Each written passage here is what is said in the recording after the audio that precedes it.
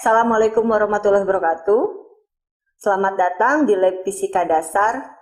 Hari ini kami akan menerangkan tentang pengenalan alat ukur yang akan digunakan di mata kuliah Eksperimen Fisika Dasar 1.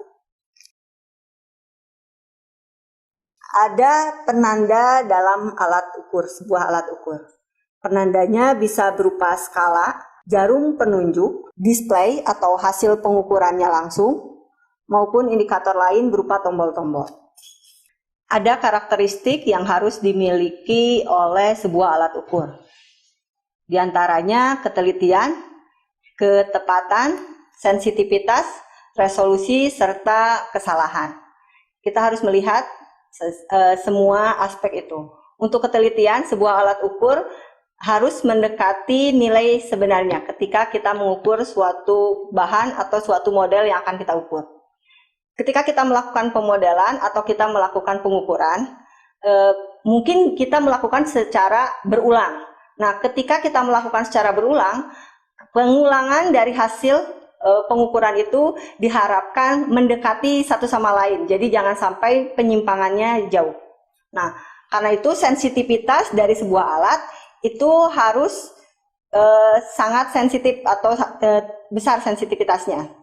Begitu juga dengan resolusi yang ditampilkan dari sebuah alat ukur itu harus memiliki resolusi yang tinggi. Jadi dia dapat mengukur respon yang sekecil-kecilnya. Agar semuanya bisa terukur dengan baik, maka kesalahan ketika kita menghitung nanti di akhir kesalahan dari hasil pengukuran itu akan menjadi kecil atau errornya kecil. Contoh-contoh alat ukur, ini kita bisa lihat di depan, ini ada alat ukur, beberapa alat ukur. Ini ada termometer, ini kita gunakan termometer analog. Ada juga mikrometer skrup, ada jangka sorong, ada stopwatch yang analog, serta dinamometer. Selain itu juga ada stopwatch yang digital, ada yang dinamakan hidrometer, ada neraca digital, serta neraca analog. Ini neraca, di sini ada dua neraca yang bisa digunakan. Ada neraca 4 lengan, yang ini neraca 4 lengan, 1, 2, 3, 4. Atau ada neraca 3 lengan, 1, 2, 3. Alat untuk mengukur dimensi panjang bisa menggunakan rowometer, penggaris, mikrometer skrup, atau jangka sorong. Tapi ke semua alat itu tergantung dari bagaimana atau berapa panjang yang akan kita ukur. Untuk rowometer, biasanya kalau kita mau mengukur lebih dari 100 cm, maka kita gunakan rowometer. Tapi kalau kurang dari 100 cm, maka kita gunakan meteran biasa saja. Tapi kalau kita mau mengukur kurang dari 20 cm dan ingin mengukur secara akurat, maka kita gunakan jangka sorong. Ini jangka sorong. Kalau kita ingin mengukur yang lebih teliti lagi, tapi yang diukur itu hanya sampai 3 cm, maka kita gunakan mikrometer skrup, karena mikrometer skrup bisa mengukur sampai ketelitian 0,01 mm. Kita akan masuk ke jangka sorong yang nanti akan banyak digunakan di percobaan eksperimen fisika dasar 1 ini. Jangka sorong ini ada beberapa bagian, ada yang dinamakan dengan rahang dalam. Ini yang rahang dalam itu yang ini. Ini yang ini rahang dalam. Ada juga rahang luar. Ini yang bawah ini rahang luar. Pengunci, ini penguncinya. Skala utama, ini skala utama. Ini adalah skala utama. Ada skala utama dalam satuan sentimeter atau dalam satuan inci. Tapi biasanya kita menggunakan dalam satuan sentimeter. Terus ada skala nonius, skala terkecilnya. Ini skala yang kalau bisa dilihat, ini skala yang kecil-kecil yang bisa digeser-geser, ini adalah skala noniusnya. Yang di sini.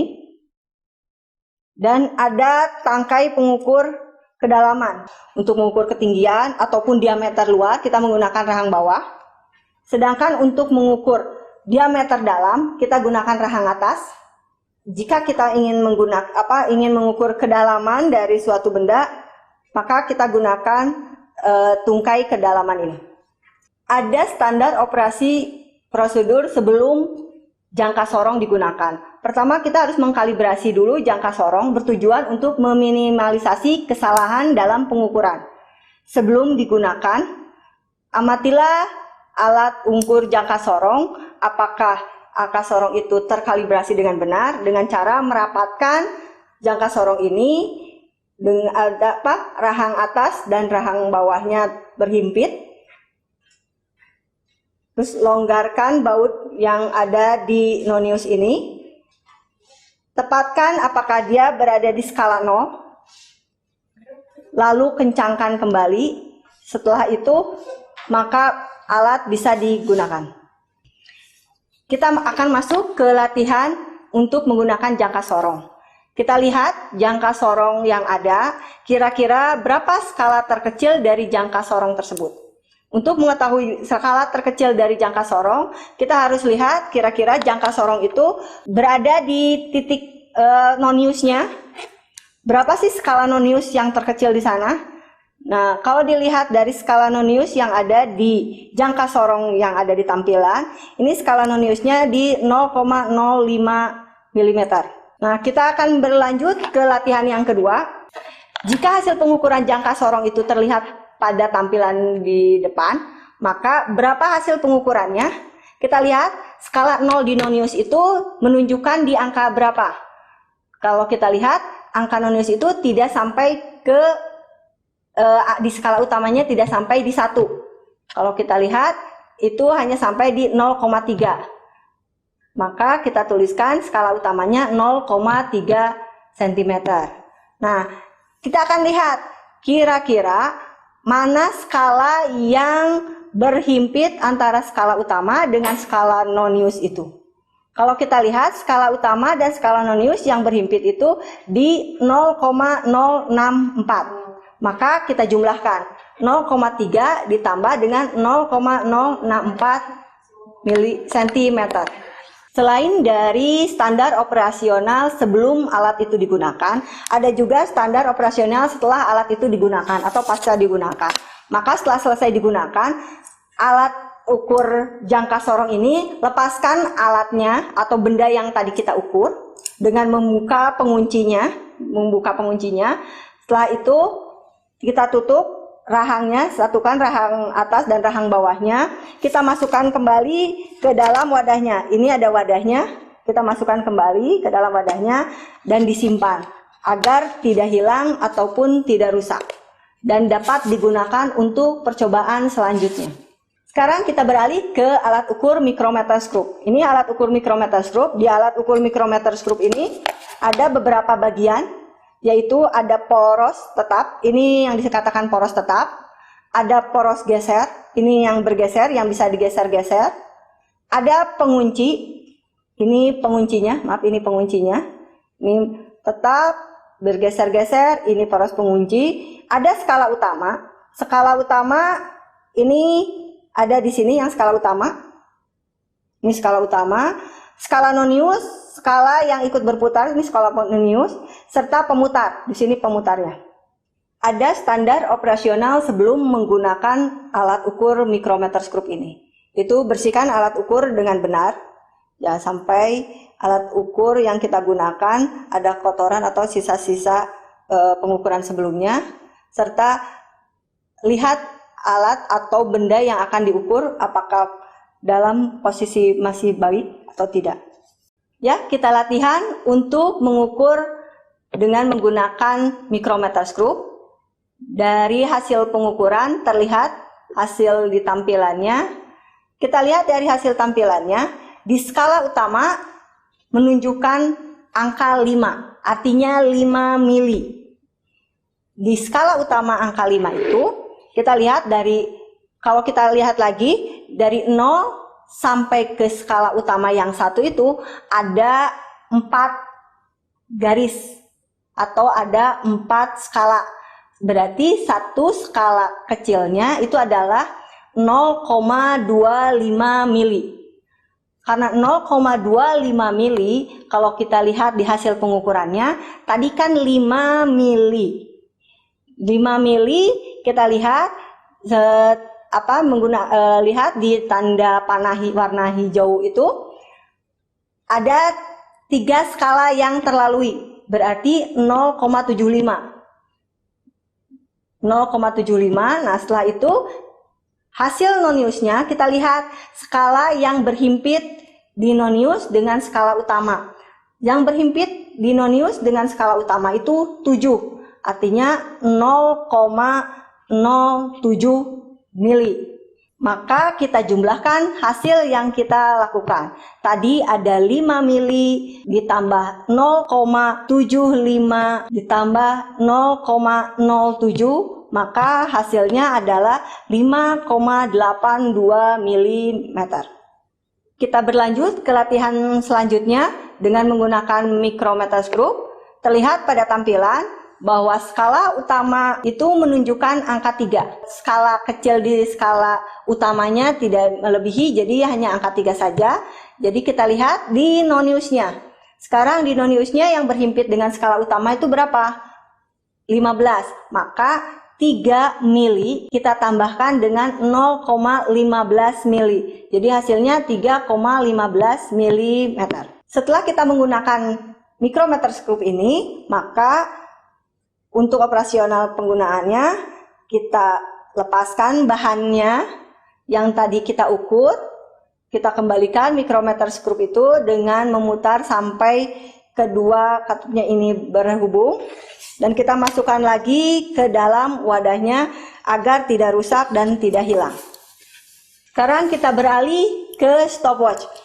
Alat ukur yang digunakan itu biasanya stopwatch yang digital. Tapi kalau yang namanya digital, maka kita akan melihat nilai yang tertera pada skala atau pada tampilan layarnya.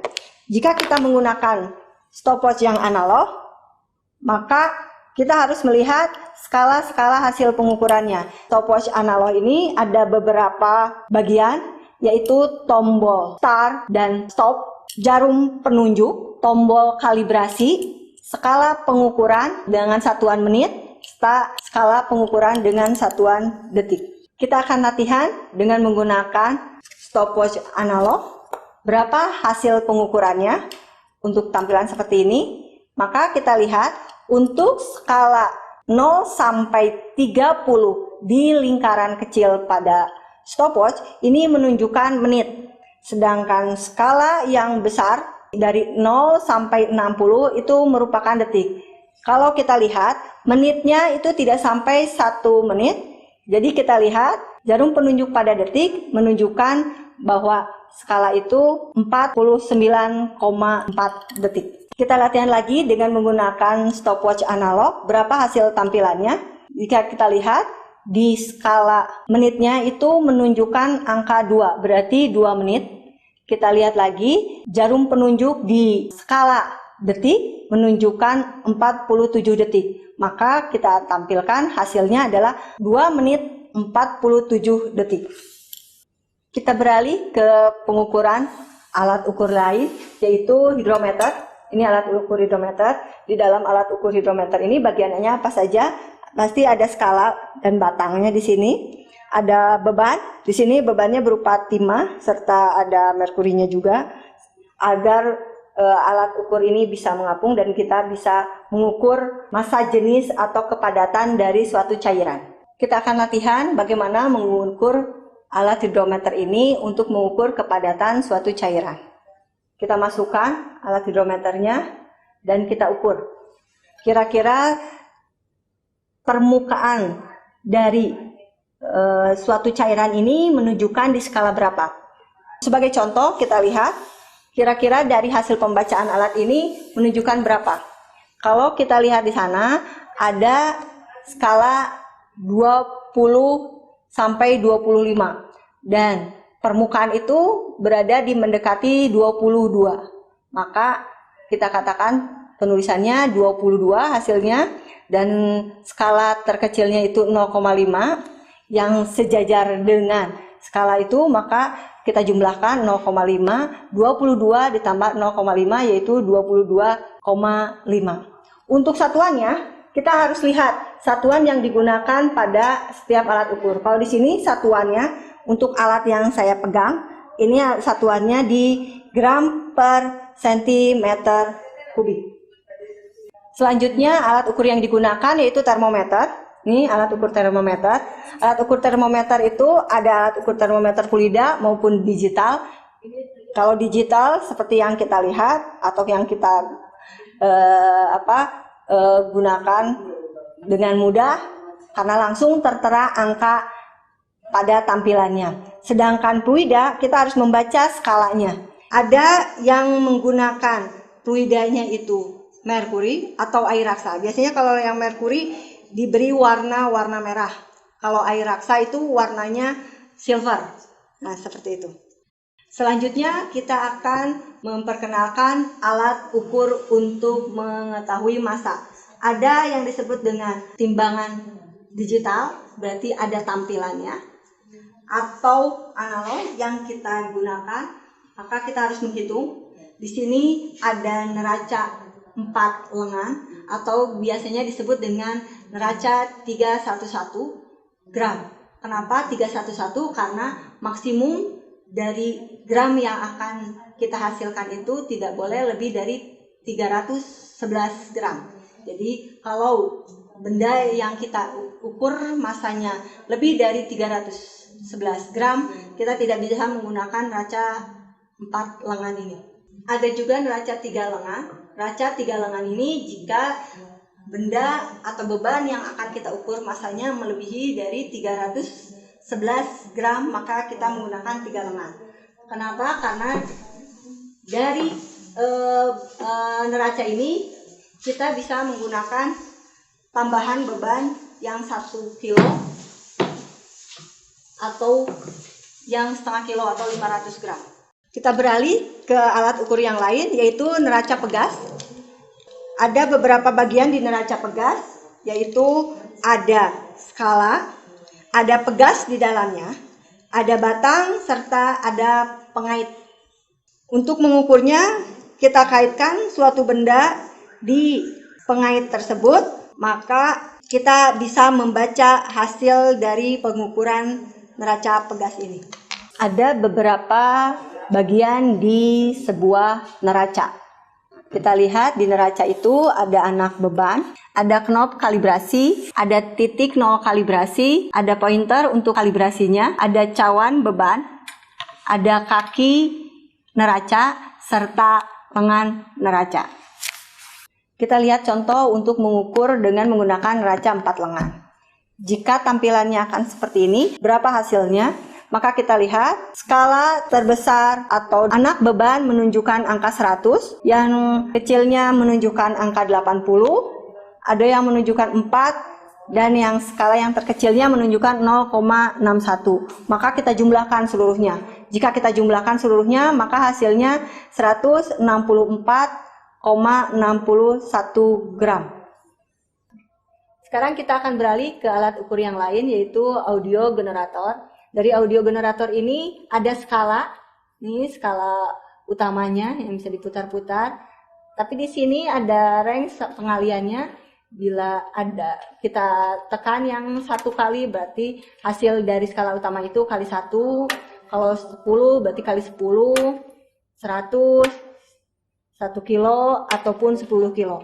Itu bagaimana kita mengukur ketika percobaannya. Jadi hasilnya, contoh kita lakukan di sini, maka kita lihat ini 0, ini 10, sampai sini 15, maka kita lihat skalanya ada di 12. Jika hasil dari radio generator itu kita kalikan dengan 10 terlihat ada hasilnya, maka 12 dikali dengan 10. Ya, alhamdulillahirrahmanirrahim. Perkuliahan hari ini sudah selesai mengenai pengenalan alat. Semoga mahasiswa dapat melakukan praktikum dengan baik saat nanti di laboratorium dan menggunakan alat sebijak-bijaknya serta semaksimal mungkin sehingga hasil yang diperoleh dapat maksimal. Sampai jumpa di lab fisika dasar untuk mata kuliah eksperimen fisika dasar 1.